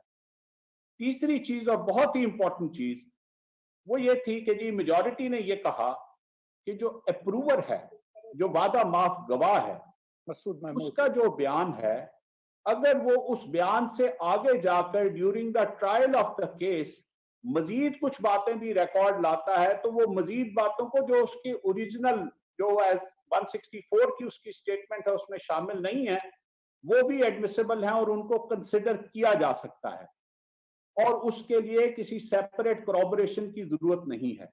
جبکہ منورٹی کا ویو یہ تھا کہ دیکھیں یہ جو سٹیٹمنٹ جو اس نے اپنے ایز وعدہ معاف گواہ کے طور پہ کرائی ہے ریکارڈ, اس کے سکوپ سے باہر جا کے وہ نئی باتیں کیسے کر سکتا ہے اور اس کو کیسے بغیر کسی انڈیپینڈنٹ کورابوریشن کے جو ہے وہ ایکسپٹ کیا جا سکتا ہے. اور فائنلی جب بھٹو صاحب نے یہ پلی لی کہ وہ بیمار ہیں اور وہ واقعی بیمار تھے, انہوں نے کہا کہ جی اس کو تھوڑی دیر کے لیے ایڈجرن کیا جائے, تو اس کو جب ریفیوز کیا گیا تو اس کے اوپر بھی جو میجورٹی ججز تھے انہوں نے کہا کہ جی پروسیڈنگ جو ہیں وہ ان کی ایبسنس میں ایکیوزڈ کی ہو سکتی ہیں, جو کہ سب کانٹیننٹ کی تقریباً 100 سال کی جو کامن لا کی ہسٹری تھی اس کے خلاف تھی. یہ ایسا نارملی نہیں کیا جاتا. تو منورٹی نے یہاں پہ بھی ان سے ٹوٹلی ڈفر کیا اور یہ کہا کہ جی نہیں ایسا نہیں ہو سکتا, جو ایکیوزڈ کی موجودگی ہے اس کا رائٹ ہے اس کو, ہاں یہ ڈسکریشن, یہ کہا انہوں نے کہ جی یہ ڈسکریشن تو کورٹ کی ہے, لیکن کورٹ کو یہ ڈسکریشن اتنے امپورٹنٹ کیس میں جہاں پہ کیپٹل پنشمنٹ ہو سکتی ہے جوڈیشسلی ایکسرسائز کرنی چاہیے. You can't be just impulsive in exercise of this jurisdiction. کہ ایک آدمی جس کی زندگی اور موت کا آپ فیصلہ کریں اس کی عدم موجودگی میں آپ کیس کا ٹرائل مکمل کریں اور اس کو سزا دیں. تو یہ میں بتانا یہ چاہتا ہوں کہ جی یہ جو ایویلویشن تھی ساری ایویڈنس کی اس کو انہوں نے اچھا کسی بھی سٹیج پہ کسی بھی جگہ پہ یہ نہیں کہا گیا. خواجہ صاحب نے تو وہ اس چیز کا جس کو کہتے ہیں نا اس وعدہ معاف گواہی جو تھی اس کی بنیاد کو ہی خارج کر دیا کہ جو ان کے ذاتی علم کی بات ہے کہ جو پہلی سٹیٹمنٹ تھی وہ انکلپیٹری تھی جس میں محمود مسعود نے سب اپنے ذمے لیا تھا اور کوئی اس نے ماسوائے اس کے صرف ایک فکرہ تھا کہ مجھے as assistant director F S F میں ذوالفقار علی بھٹو نے اپوائنٹ کیا. Sir please correct me if I am wrong. یہ بھی تھا اس میں ایکٹر محمد علی پہ مرڈرس اٹیک کا بھی ذکر تھا تو جو گجر خان کے پاس ہوا. جی یہ اس کے علاوہ کسی جگہ پہ بھی جو بھٹو صاحب کی اور جو باقی لوگ تھے وہ لوور لیول کے رینکس کے جو لوگ تھے ان کا یہ کہنا تھا کہ جی ہمیں آرڈرز ملے. اب امپورٹنٹ چیز ایک فائنل جو میں کہوں کہ جب یہ پہلی وقت یہ چارج فریم ہوا تو یہ سارے ایکیوز نے ادر دین بھٹو صاحب بھی جو ایکیوز تھے انہوں نے پلیڈ کیا ناٹ گلٹی. یہ بڑی امپورٹنٹ بات کہ at the start of the trial انہوں نے پلیڈ کیا کہ نہیں ہم نے ایسا کوئی جرم نہیں کیا. It was during the course of the trial کہ ان سب نے اپنی یہ سٹینڈنگ چینج کی اور انہوں نے کہا جی کہ ہاں ہم نے اوپر کے احکامات پہ یہ قتل کیا ہے. اب آپ یہ بتائیے کہ جی ایک سٹارٹ آف دا ٹرائل پہ ایک پوزیشن تھی تو ڈیورنگ تو یہ بڑا کلیئر انڈیکیشن نہیں ہے کہ اس دوران کوشن بھی ہو رہی تھی, اس دوران ان کے ساتھ وعدے وعید بھی کیے جا رہے تھے سب کچھ. اور یہ فائنلی جب اس کو اس ساری چیزوں کے باوجود 4 اور 3 تو ایک آخری چیز جس کا اگین جسٹس نسیم حسن شاہ نے ذکر کیا اپنی کتاب میں کہ ایک سٹیج پہ جسٹس انوار فارمولا ایک آیا جس میں انہوں نے کہا جی کہ یہ اس کیس کا فیصلہ جو ہے یہ یونینیمس ہونا چاہیے، اور مجھے انہوں نے ڈیوٹی دی کہ میں جسٹس دوراب پٹیل سے بات کروں اور ان سے یہ کہوں کہ جی اگر آپ لوگ کسی چھوٹی سزا کے لیے تیار ہو جائیں تو پھر ہم سزائے موت کے علاوہ کوئی سزا یونینیمسلی بھٹو صاحب کو دے دیں۔ تو جسٹس دوراب پٹیل جس طرح کی ان کی انٹیگریٹی اور جس طرح کی ان کی ریپوٹیشن تھی، انہوں نے اس کا جواب یہ دیا کہ ایک جج نے کسی بھی مقدمے کا فیصلہ اپنے کانشنس کی بنیاد پہ کرنا ہوتا ہے، کسی سودے بازی کی بنیاد پہ نہیں کرنا ہوتا، اور انہوں نے اس مسئلے پہ بات بھی کرنے سے انکار کر دیا۔ یہ فارمولا جسٹس نسیم حسن شاہ صاحب ان کے پاس لے کے گئے۔ نسیم حسن شاہ صاحب اس کو اس طرح سے ایویلیویٹ کرتے ہیں کہ جی ہم تو کوشش کر رہے تھے کہ بھٹو صاحب کی جان بچ جائے، لیکن ان کے دوستوں نے، نادان دوستوں نے جو ہے ان کو، میں یہ سمجھتا ہوں کہ تاریخ کے اینلز میں جسٹس دوراب پٹیل کا فیصلہ جو ہے وہ درست فیصلہ تھا، اور جسٹس انوار الحق اور جسٹس نسیم حسن شاہ صاحب کی جو دعوت تھی، میں یہ سمجھتا ہوں کہ وہ بھی اسی طرح کا ایک فریب تھا جو 4 جولائی 5 جولائی کی رات سے شروع ہوا تھا، اور اگر خدا نخواستہ وہ آنریبل ججز اس کو مان بھی لیتے تو اس کا نتیجہ وہ نہ نکلتا جس کا وعدہ کیا جا رہا تھا۔ ایک آخری چیز جس کا میں چاہوں گا کہ جی ریکارڈ درست ہو جائے، کئی پروگراموں میں اور کئی جگہوں پہ یہ پلی لی گئی ہے کہ جو ریویو تھا اس کو 7 کے 7 ججز نے ریجیکٹ کیا، and while they were doing that اس کا کنوٹیشن خاص طور پہ احمد رضا قصوری صاحب نے کئی جگہ پہ یہ کہا کہ اس کا مطلب یہ کہ انہوں نے بھی جو پہلے فیصلہ اپنا دیا تھا وہ فیصلہ no more was in field، انہوں نے جو ڈائسنٹ پہلے کی تھی that dissent was recalled and they when they rejected the review، یہ بات بالکل درست ہے کہ 7 کے 7، لیکن that was rejection on a point of law، that was not rejection on the merits of the case۔ اور فائنلی انہوں نے پھر 7 کے 7 ججز نے یہ بھی یونینیمسلی ریکمینڈ کیا کہ جی while this does not come the reduction جو یحییٰ بختیار صاحب پلی لے کے ریویو میں گئے تھے، ایک تو ان کی یہ تھی جی کہ ان کو ایکوٹ کیا جائے، اور آلٹرنیٹ پلی یہ تھی کہ اگر ایکوٹ نہیں کرنا تو کم از کم ریڈیوس کر دی جائے سینٹینس، تو انہوں نے کہا جی کہ یہ تو ہمارے کار اختیار میں نہیں ہے، لیکن ایگزیکٹو اس کو ضرور ریویو کرے۔ لیکن انفارچونیٹلی وہ جب یہ ریکمنڈیشن بھی فل بینچ کی گئی، فل کورٹ کی ان کے پاس گئی، ایگزیکٹو کے پاس، جنرل ضیاء الحق کے پاس، اسے بھی انہوں نے انتہائی بے رحمی سے، جس کو میں کہوں گا، ریجیکٹ کر دیا، حالانکہ یہ 7 ان ججز کی ریکمنڈیشن تھی اکٹھی کہ جی کلیمنسی کی پاور جو ایگزیکٹو ہیں وہ اس کو ایکسرسائز کرنے کو کر سکتے ہیں، اور انہوں نے نہیں کی۔ نہیں کیا۔ اچھا، اس پورے پروسیس میں میرے خیال سے ایک اور کوسچن جو آخری ہمارا ٹاپک رہ گیا ہے وہ یہ کہ پی پی پی کے جو لیڈرز تھے اور ان کا جو رول ہے، اور وہ کہاں تھے اور وہ کہاں غائب ہو گئے، چاہے کوثر نیازی صاحب ہوں، حفیظ پیرزادہ صاحب ہوں، بڑے بڑے نام، بڑے بڑے چغاتری قسم کے۔ خواجہ صاحب آپ سے سٹارٹ کرتے ہیں چونکہ آپ تو ان کو سارے کرداروں کو پنڈی سے جانتے ہیں، پنڈی کلب میں۔ میرے خیال میں یہ سوال صرف خواجہ صاحب سے ہی کریں کیونکہ فواد صاحب شاید مناسب نہ سمجھیں۔ بنتا بھی انہی کے لیے پوچھیں گے، کوئی بات نہیں، جو باتیں کر رہے ہیں اس لیے دیکھیں وہ فواد نے شروع میں بات کر دی تھی کہ ایک صاحب تو وہ ویڈیو والے قصے کی طرح وہ پھنسے رہتے تھے کسی نہ کسی کام میں، ہاں جی، بہت ہو گئے، اس لیے میں نام نہیں لینا چاہتا۔ دوسرے صاحب جو تھے وہ امبیشس تھے بہت، ان کا خیال تھا کہ یہ رستے سے ہٹیں گے تو پھر یہ پارٹی میری ہوگی اور میں ہوں rightful owner of the party, اور وہ انہوں نے کافی عرصہ تو انہوں نے وہ بات سنبھالی رکھی دل میں، لیکن جب انہوں نے پھر جنرل مشرف کے ریفرینڈم کے بعد ان کا وکیل بن کے آئے تو اس وقت آگے ان کا اندر کا کھل گئی بات کہ ان کا پیچھے کیا تھا۔ حفیظ پیرزادہ، جی جناب، جی جی جی جی، اور انہوں نے اور بھی بڑا کچھ کیا ہوا ہے جو میں نے پہلے بھی شاید ایک دفعہ عرض کیا تھا، فواد نے بھی پچھلی دفعہ بات کی تھی، جو 1975 کے اڈیپٹیشن آرڈرز ہیں نا، جی جی جی، سول ملٹری بیلنس انہوں نے ہی خراب کیا، انہوں نے آئین کے خلاف لیجسلیشن کی جو جس کا آج تک کسی نے علاج نہیں کیا۔ صحیح صحیح، یہ ہم پچھلے پروگرام میں جو 5 جنوری کا تھا اس میں اس کا بات ہوئی تھی، ذکر ہم کر چکے ہیں. جی تو میں تھوڑا سا خواجہ صاحب آپ اس وقت چونکہ موجود تھے اور سروس میں بھی تھے, یو ور ینگ اینڈ آپ بڑے ایکٹیو ہوں گے, تو کیا موڈ تھا اس وقت لوگوں کا؟ یہ جو 4 اپریل یہ جو ٹرائل ہو رہا تھا سارا پہلے مہینے میں راول پنڈی میں ٹرائلنگ, میں تو پنڈی میں 31 مارچ 1978 کو چلا گیا تھا. میں نیپا ٹریننگ پہ چلا گیا تھا. میں پنڈی سے تقریباً 9 مہینے مارشل لا کے بعد رہا. اپریل میں آیا تھا جب پی این اے کی موومنٹ تھی سڑک پہ, اور 31 مارچ کو میں نیپا چلا گیا اور پھر سیکریٹریٹ میں اور ادھر ادھر. تو موڈ جو تھا وہ بالکل مختلف تھے, ہر قسم کے تھے. ورکر بہت ایکٹیو تھا, اس نے بہت قربانیاں دیں, بہت سے لوگوں نے اپنے آپ کو جلایا, کسی نے خودکشیاں کی, لیکن لیڈر جو تھے ان کو سانپ سونگ گیا ہوا تھا.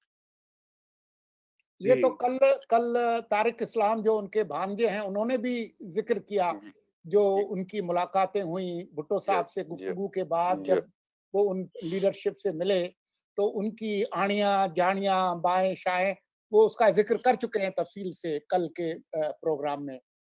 رضا جی بالکل کر چکے ہیں, لیکن میں نے کہا چونکہ خواجہ صاحب کا بھی ذرا دیکھو نہیں اس کی ایک بات دیکھیں نا, حفیظ پیرزادہ صاحب آخری لمحے تک بھٹو صاحب کو کہہ رہے تھے کہ مرسی پٹیشن فائل کریں, یہ پتہ ہے نا آپ کو. جی بالکل. اور پھر انہوں نے اس بات پہ نہیں, انہوں نے اس بات پہ وہ کسی سے بات کرنے کو تیار نہیں تھی اس بات پہ. رائٹ. تو میرے خیال سے تو سولنگی صاحب کوئی اور اگر رہ گیا ایشو تو پلیز ریز کر لیجیے. جی میں صرف فواد سے ایک تو جو اس کا انٹرنیشنل کمپوننٹ ہے اس پہ مختصر بات کر لیں, اور اس کے بعد میری ایک فرمائش ہے ان سے ایک نظم کی, کیونکہ فواد حسن فواد شاعر بھی ہیں. ویسے تو یہ نظم مجھے کہنی چاہیے تھی کیونکہ میرا ایک تعلق بھی ہے اس علاقے سے بھی, اور جو تاریخ کو توڑتے مروڑتے ہیں, جو بجائے مطالعہ پاکستان کو جنہوں نے مغالطہ پاکستان بنا لیا ہے, جس کو درست کرنے کی ہماری ایک کوشش ہے. تو جو تاریخ مورخوں کا جو ظلم ہے اس کے خلاف ایک نظم ہے. یہ سارا ایک نقطے کا قصور ہوتا ہے. محرم سے مجرم بھی نقطے سے بنتا ہے, اور مطالعے اور مغالطے سے بھی نقطے سے ہی بات پڑتی ہے. بالکل. بریفلی میں تو ویسے تو جو اس کی نیشنل اور انٹرنیشنل کنوٹیشنز ہیں, میں تو سمجھتا ہوں کہ نیشنل پہ کچھ ہے, انٹرنیشنل کنوٹیشن بذات خود ایک پورے پروگرام شاید اس کی ریکوائرمنٹ ہے. بھٹو صاحب اتنی بڑی شخصیت تھے, اور اس وقت جو یہ ریجن تھا یہ اس طرح کے معاملات میں سے گزر رہا تھا اور سٹیپ ان کر رہا تھا اس دور کا, جو دور میں سمجھتا ہوں کہ آج 42 سال گزرنے کے بعد بھی ختم نہیں ہوا. وہ جو کولڈ وار لڑی جا رہی تھی جس میں امپلور کیا جائے, تو میں 2 چیزیں صرف اس میں کہوں گا. ایک تو یہ بات اب بڑی حد تک واضح ہو چکی ہے کہ بھٹو صاحب نے بار بار جس کا ذکر کیا, اپنی تقریروں میں بھی کیا, اپنی کورٹ کی سٹیٹمنٹس پہ بھی کیا, کہ سفید ہاتھی جو ہے وہ ان سے ناراض ہے. اس میں کوئی شک و شبہ نہیں رہنا چاہیے کہ اس میں ان کا اشارہ جو ہے وہ یونائٹڈ اسٹیٹس کی طرف تھا, اور اس کی ایک باقاعدہ طور پہ وجہ تھی, کیونکہ یہ جو چیزیں جو کھلی بعد میں اور چلتی گئیں اور آئندہ بھی کھلیں گی وقت کے ساتھ ساتھ, بہت سے اسرار ہیں جن سے پردہ اٹھتا رہتا ہے. وہ یہ ہے کہ جی ویتنام کی جنگ میں جو شکست کے بعد امریکہ بہرحال بدلہ لینا چاہتا تھا, اور وہ بدلہ جو ہے اس میں ایک چیز یہ بھی تھی کہ کسی طرح سے روس کو امپلور کر کے افغانستان میں داخل کیا جائے. بھٹو صاحب خاص طور پہ خارجہ پالیسی میں وقت سے آگے دیکھنے کے ان میں یہ صلاحیت تھی, اور انہوں نے 1976 میں داؤد کے ساتھ, پریزیڈنٹ داؤد کے ساتھ ایک معاہدہ کیا جو بیسیکلی ڈیورنڈ لائن کا جو تنازع تھا پاکستان اور افغانستان کے درمیان, اس کے خاتمے کا معاہدہ, جس کا ذکر خواجہ صاحب نے 5 جنوری کا جو پروگرام تھا اس میں بڑی وضاحت سے کیا. جی سمٹ بری میں ہوا تھا. I was making arrangements, local arrangements. ہاں, جو ایک بہت بڑی ڈیولپمنٹ تھی. اور دوسرا جو اس وقت بہت لائیو ایشو تھا وہ یہ تھا کہ جی جو حیدرآباد سازش کیس کے مجرم تھے وہ مجرم سارے جو ہیں وہ قید میں تھے، اور جو سٹال ہوتی تھی بار بار آ کے پی این اے کی نیگوشیشنز وہ اس ایشو پہ ہوتی تھی کہ جی ان کو رہا کیا جائے، اور as a confidence building measure, as a major step ان کو رہا کیا جائے۔ اب یہ کمال کی بات ہے کہ ان دونوں چیزوں کی براہ راست مخالفت جو ہیں وہ جنرل ضیاء الحق کہہ رہے تھے، اور یہ ریکارڈ کی بات ہے، میں کوئی ایلیگیشن نہیں کر رہا، میں کوئی ہیئرسے کی بات نہیں، یہ ریکارڈ کی بات ہے۔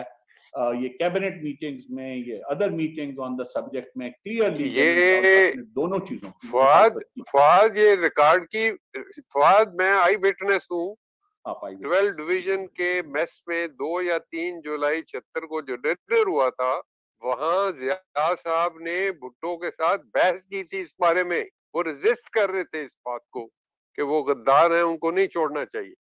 تو یہ بات کمال درست یہ ہے، اور دوسری بات انٹرنیشنل میں میکنزم میں ڈیٹیل کر لیں گے بعد میں۔ جی لیکن کمال یہ ہے کہ جب لیکن سولنگی صاحب یہ جو آپ نے جی خواجہ صاحب مکمل کر لیجیے، جو انٹرنیشنل ڈیمینشن کی بات کر رہے ہیں نا، یہ تاریخ کے طالب علموں کو اور پاکستان کو میں نے کہیں دیکھا نہیں ہے، لکھا پڑا 1971 کے سانحے کے بعد شہنشاہ ایران نے ایک تجویز پبلکلی دی تھی کہ پاکستان، ایران اور افغانستان کی کنفیڈریشن ہونی چاہیے، جس کو بھٹو صاحب نے کنٹمپچوسلی ریجیکٹ کیا تھا، یہ کہتے ہوئے کہ یہ وہ مڈل ایسٹ والی چیزیں ہیں جو نان وائبل اسٹیٹس ہیں۔ Pakistan is a viable state and it shall stay as such. اب آپ یہ سمجھتے ہیں کہ شہنشاہ ایران 72 میں یہ بات از خود نہیں کہہ سکتا، وہ جن کے اشارے پہ اس نے یہ بات، اتنی بڑی بات کی، کوئی چھوٹی سی کوئی ٹی پارٹی کی بات تو نہیں ہو رہی تھی نا۔ تو وہ جو ریجن کا، وہ اس وقت کولڈ وار کے یا اس کے بعد پھر بھٹو صاحب کا سیٹو سینٹو چھوڑ دینا، پھر وہ گریجولی سلولی ان سے ڈسٹنس کرنا، پھر وہ ری پروسیسنگ پلانٹ کا آ جانا، پھر یہ کے بعد دیگرے یہ سارے، پھر بھٹو صاحب کو ٹرکی اور یونان کے اندر وہ میڈیشن کے لیے، سائپرس کے لیے ان کا بلانا کہ جی آپ آئیں، دونوں ملکوں نے کہ آپ آ کے ہماری میڈیشن کریں۔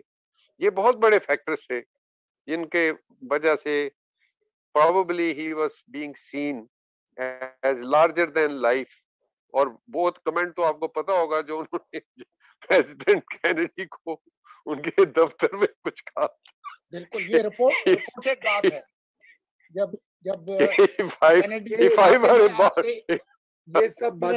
یہ سب باتیں درست ہیں۔ میں تھوڑی سی بصد احترام آپ سب سے یہ کہنا چاہوں گا کہ یہ باتیں بالکل درست ہیں، لیکن حقیقت یہ بھی ہے کہ تلخ حقائق یہ بھی ہے کہ ہماری عدالتیں جسٹس منیر کے زمانے سے ہی یہ کرتب دکھا چکی تھیں۔ ہمارے 1954 میں ہی ہمارے جو اس وقت کمانڈر ان چیف تھے وہ وزیر خارجہ بن بیٹھے تھے، اور یہ ایک روایت پڑ چکی تھی۔ عالمی طور پہ بھٹو صاحب ایک پاپولسٹ اور اینٹی کلونیل پولیٹیشین تھے، اینٹی ویسٹ ان کا سٹانس تھا، اور وہ ٹھیک ہے، انہوں نے ان کی مدد بالکل ضیاء الحق کو تھاپڑا لگایا ہوگا، لیکن ہمارے اندر یہ جو ادارے، ہمارے ملک کے اندر جو سٹرکچرز ہیں، وہ عوامی جمہوری جو ہے رائے اس کے خلاف ہیں، تھے، اور کس بڑی حد تک آج بھی ہیں۔ پاکستان کی عدلیہ جو ہے، جو انہوں نے ابھی پیناما کیس میں کیا حالیہ سالوں میں، یا اس سے پہلے بینظیر بھٹو کے ساتھ جو ہوتا رہا، اور دیگر کئی اور مثالیں موجود ہیں۔ اب دیکھیے ہر جگہ تو نہیں نا امریکہ اور دوسرے لوگ آ سکتے ہیں۔ ان کا رجحان ہماری عدلیہ اور ہمارے مقتدر فوجی ادارے جو ہیں، ان کا جو گٹھ جوڑ ہے، یہ بڑا پرانا ہے، اور بھٹو صاحب کا کیس اس کا ایک جسے کہنا چاہیے بدترین نمونہ ہے۔ اس سے پہلے جو تمیز الدین کیس، اس کا بھی ذکر ہوا تھا پچھلی بار، وہ یہ ساری چیزیں چلی آ رہی تھیں۔ اب مسئلہ یہ ہے کہ ہم یہ اس کو یاد اس لیے کر رہے ہیں کہ ہم بار بار اس کے اوپر پردہ ڈالتے ہیں۔ اس لیے میں سمجھتا ہوں کہ میں بھی یہی سن کر بڑا ہوا تھا کہ امریکہ نے بھٹو کو مروایا ہے کیونکہ وہ XYZ کر رہا تھا۔ اس سے جو ذمہ داری کا جو سر، وہ جو آپ تو انکوائری خود لیڈ کرتے رہے خواجہ صاحب اور فواد صاحب، جو اپورشننگ جو وہ ہوتی ہے بلیم، وہ سائڈ ٹریک ہو جاتا ہے۔ پھر وہ کہتے ہیں جی امریکہ کو ڈھونڈنے، اس کو ڈھونڈے، نہ صرف کہ اپنی عدلیہ کو کیسے اکاؤنٹیبل کیا جائے۔ اصل بات تو یہ ہے، یا اپنی جو سول ملٹری بیوروکریسی ہے اس کو کیسے اکاؤنٹیبل کیا جائے. میں چھوٹی سی میں نے کہا میں انٹرونشن کر دوں بہت معذرت کے ساتھ, میرے بہت ہی سینئر وہ جو ہیں موجود ہے اس شو پہ, لیکن اب آپ کو پتا ہے کہ زمانہ تھوڑا بدل گیا 20-21 سے سر. نہیں لیکن لیکن آج کے پروگرام کے حوالے سے جو آپ نے اکاؤنٹیبلٹی کی بات کی ہے, تو اس کا میرا ایک سوال ہے کہ یہ بتائیے کہ 2008 کا جو پریزیڈینشل ریفرنس ہے بھٹو کے کیس کا, اس کا کیا ہوا؟ فیصلہ کیوں نہیں ہوا؟ بہت اچھا پوائنٹ آپ نے, ایگزیکٹلی سر. تو وہ دیکھیں نا, وہ ہاں یہ بڑی سوچنے کی بات ہے. وہ اور 13 سال ہو گئے اس کو. دیکھیں نا, اگر افتخار چودھری صاحب کی جو بڑی دبنگ عدلیہ تھی اس وقت, اگر وہ باقی چیزوں میں تو بڑا وہ سٹینڈ لے رہے تھے اور بڑی وہ کیا کہتے ہیں جی, تو اس میں بھی کچھ وہ دکھاتے, وہ اور ان کی یہ 2 صفحے کی ججمنٹ بنتی ہے, صرف 2 صفحے کی. بالکل سر, میں نے عرض کیا ایبسولوٹلی سر, ایبسولوٹلی. اور میرے خیال سے آج کی یہ گفتگو کا لب لباب جو اصل چیز ہے وہ یہ ہونا چاہیے کہ پاکستان کی سپریم کورٹ جو ہے وہ اس چیز کو ایکسپٹ کرے کہ 1977 سے 79 تک جو انہوں نے یہ داغ بیل ڈالی اور ساری وہ جسٹس منیر کے فیصلوں کی چیز کو ریوائیو کیا, اور اس کے بعد یہ اس طرح کی پریسیڈنٹس ڈال دی ہے. یہ کے بعد بھی ظفر علی شاہ کیس میں جس طریقے سے انہوں نے ان کو تو آئین کے اندر ترمیم کرنے کا اختیار بھی دے دیا تھا. فواد صاحب میں اصل میں بات کمپلیٹ نہیں ہوئی. میرا تو دلیل ہی یہ تھی کہ وہ دونوں چیزیں جس کا وہ اپنے پہلے اس کی مخالفت کرتے رہے, جب وہ خود چیف مارشل ایڈمنسٹریٹر اور پریزیڈنٹ بنے تو انہوں نے سب سے پہلے حیدرآباد میں جا کے انہی غداروں سے ملاقات کی, اور پھر ان کے خلاف وہ کیسز بھی وڈرا ہوئے اور وہ سب کچھ بھی ہوا. اسی طرح تو میں صرف یہ کہنا چاہ رہا ہوں کہ یہ بغیر کسی جو تعلق ہوتا ہے, یہ جو اکمپلشمنٹ ہوتی ہے, جو کسی کوئی بھی باہر بیرونی طاقت جو ہے وہ اپنے طور سے کسی بھی ملک کے اندرونی معاملات میں مداخلت نہیں کر سکتی جب تک اسے ملک کے اندر سے فیسیلیٹیٹرز نہیں ملتے. لیکن اس چیز کا بہرحال شواہد موجود ہیں کہ اس میں بھٹو صاحب کے ساتھ جو مخاصمت تھی امریکہ کی اور ویسٹرن پاورز کی, وہ بڑی اسٹیبلش تھی, اور بھٹو صاحب was being seen as a threat to the other leaders in the world of the free world. جو ہم چاہے جو مرضی کہے, ہم اگر یہ سمجھیں کہ یہ بغیر کسی تھپکی کے بھٹو صاحب کو پھانسی لگا دیا گیا, ہاں اس میں لوکل کلیبریٹرز بنے, اور کلیبریٹرز بڑا کلیئرلی ہے جوڈیشری بنی, اور اسی لیے تو 22 ستمبر کو 1977 کو جب 20 ستمبر کو جسٹس یعقوب علی نے ایڈمٹ کی پٹیشن, تو 22 ستمبر کو نیا MLO 12 آیا, اور اس MLO 12 میں کہا گیا کہ 24 گھنٹے کے اندر ہائی کورٹ کے ججز بھی اور سپریم کورٹ کے ججز نیا اوتھ لیں. تو جس جوڈیشری نے یہ اوتھ لینے پہ آمادگی ظاہر کر دی کہ ہم کانسٹیٹیوشن کو ڈیفینڈ کرنے کے لیے, پروٹیکٹ کرنے کے لیے اور پرزرو کرنے کا فکرہ نکال کے بھی ہم اس ریاست کی عدلیہ کا کردار ادا کرنے, تو جس کانسٹیٹیوشن نے اس جوڈیشری کو کریٹ کیا تھا, اگر انہوں نے اسی کو پروٹیکٹ نہیں کرنا تھا تو ذوالفقار علی بھٹو تو اس آئین کے مقابلے میں ایک انفرادی حیثیت ہی رکھتے تھے. میں نہیں سمجھتا کہ اس جوڈیشری میں پھر اتنی طاقت تھی جو آئین کو اپنے جس آئین نے ان کو کریٹ کیا تھا اس کو پروٹیکٹ نہیں کر سکی, تو وہ بھٹو صاحب کو پروٹیکٹ کر سکی.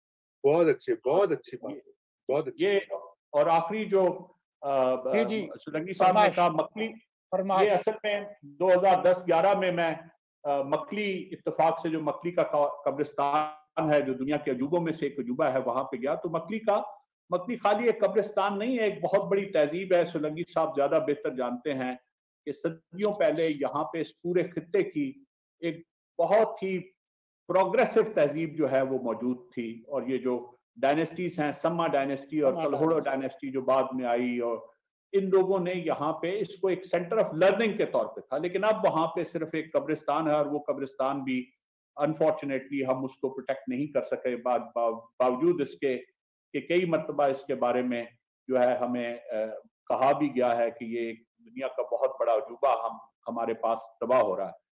تو وہاں پہ جب میں نے ان ساری قبروں کو دیکھا اور ان سب باتوں کو سنا کہ وہ ایک وقت میں جو تہذیب ایک جگہ پہ کھڑی تھی وہ کیسے تباہ و برباد ہو گئی, تو آپ یقین مانیں کہ ایک تو شاید غالباً یہ بھی وجہ تھی کہ سندھ تھا، ٹھٹھا کے قریب تھے، ذوالفقار علی بھٹو کا ذہن میں آنا سندھ کے ساتھ ساتھ ضروری تھا. تو میں نے وہاں پہ ورچولی ویژولائز کیا کہ بھٹو صاحب کو کیسے پھانسی دی گئی اور وہ کس طرح سے، کیا کون کون سے کردار تھے. تو ایک نظم ہے، میں کوشش کرتا ہوں جلدی سے. مکلی شہر خاموشاں سے ایک مکالمہ. کبھی دریا یہاں سے چند قدموں کی مسافت تھا جہاں حد نظر قبریں دکھائی دے رہی ہیں. کبھی دریا یہاں سے چند قدموں کی مسافت تھا جہاں حد نظر قبریں دکھائی دے رہی ہیں. بہت سے ان کہے قصے، بہت سی ان کہی باتیں بکھرتی جالیوں کے روزنوں سے سرکتی آ رہی ہیں اور سنائی دے رہی ہیں. کبھی تاریخ لکھی جا رہی تھی تو لفظوں نے گواہی دی کہ الفت اور محبت کی بہت سی داستانیں ان مزاروں میں بھی کندہ ہیں. کئی قصے عداوت کے، کئی لمحے بغاوت کے یہاں دیوار و در اور سیڑھیوں پر چاپ دیتے تھے. کئی قصے عداوت کے، کئی لمحے بغاوت کے یہاں دیوار و در اور سیڑھیوں پر چاپ دیتے تھے. ہمیشہ کی طرح لیکن کوئی حاکم، کوئی سالار جب ان کو منو مٹی کے نیچے دفن کر کر اپنے استبداد کی ایک داستاں لکھتا، جنوں کو جرم کہتا اور محبت رائے گاں لکھتا، بے چہرہ مورخ پھر اسے تاریخ کر دیتا. ہمیشہ کی طرح لیکن کوئی حاکم، کوئی سالار جب ان کو منو مٹی کے نیچے دفن کر کے اپنے استبداد کی ایک داستاں لکھتا، جنوں کو جرم کہتا اور محبت رائے گاں لکھتا، تو بے چہرہ مورخ پھر اسے تاریخ کر دیتے. میں صدیوں کی مسافت پہ کھڑا دھند ہوتی ساعتوں کو دیکھتا ہوں، سوچتا ہوں میری تاریخ بھی شاید کسی ایسے مورخ نے لکھی ہے. میری تاریخ بھی شاید کسی ایسے مورخ نے لکھی ہے جنہیں مصلوب ہونا تھا وہ تخت تمکنت پہ استادہ ہیں. جنہیں مصلوب ہونا تھا وہ تخت تمکنت پہ استادہ ہیں. جنہیں اذن حکومت تھا وہ ڈھلتی رات کے پچھلے پہر میں فنا کے شہر کو رخصت ہوئے ایسے کہ رخصت کرنے والوں میں کوئی چہرہ شناسا بھی نہیں تھا. فنا کے شہر کو رخصت ہوئے ایسے کہ رخصت کرنے والوں میں کوئی چہرہ شناسا بھی نہیں تھا. نہ جانے کیوں میری آنکھیں زمانے کی حدوں سے ماورا ایک اور منظر دیکھتی ہیں. میرے جیسا کوئی بھٹکا مسافر شہر جانا کے کسی ایسے ہی آثار قدیمہ پر کھڑا ہے، سوچتا ہے کبھی دریا یہاں سے چند قدموں کی مسافت تھا جہاں حد نظر قبریں دکھائی دے رہی. صرف اتنی بات ہے کہ ہم اپنے حال کے ساتھ اور اپنی تاریخ کے ساتھ جو کر رہے ہیں اس کا نتیجہ اسی طرح کے آثار قدیمہ میں نکلتا ہے. ترقی یا کسی قسم کی تہذیب کبھی بھی اس کا مستقبل نہیں ہوتا. شکریہ جی. Thank you sir. بہت ہی زبردست اور پاورفل نظم ہے اور بہت خوب. اور آج کی ساری جو گفتگو ہے اس کو اس سے آپ نے شاعرانہ انداز میں سمیٹ دیا ہے. تو بہرحال آپ کا کام آسان کر دیا، بہت آسان کر دیا. بالکل سر، تھینک یو سو مچ. اور میرے خیال سے ہمارا وقت اب بالکل ختم ہو چکا ہے اور اجازت لیتے ہیں. خواجہ ظہیر صاحب آپ کا بہت شکریہ. تاریخ کا ایک قرض تھا جو ہم نے چکایا. یہ ففتھ امینڈمنٹ کی میں سٹوری کبھی سناؤں گا آپ کو. بس یہ پھر ہم کرتے ہیں جی. یہ ففتھ امینڈمنٹ بھی اور فواد صاحب نے بھی جو 2-3 نکات انہوں نے بیچ میں کہے تھے وہ اس کے اوپر بھی ایسٹ ویسٹ پاکستان کا تفاوت کی بات کی تھی ایک دور، اس کے اوپر بھی ڈیٹیل میں کرتے ہیں انشاءاللہ. یہ سال ہے بھی 50th اینیورسری. کیونکہ یہ جو چیف جسٹس کا تبدیل ہونا، ٹینیور بننا، ان کا ٹیل ہونا، تو یہ ٹریگر کیسے ہوا یہ میں آپ کو بتاؤں اور how it went. Thank you جی. اوکے جی، خدا حافظ. بہت شکریہ. Thank you so much. خدا حافظ. Thank you.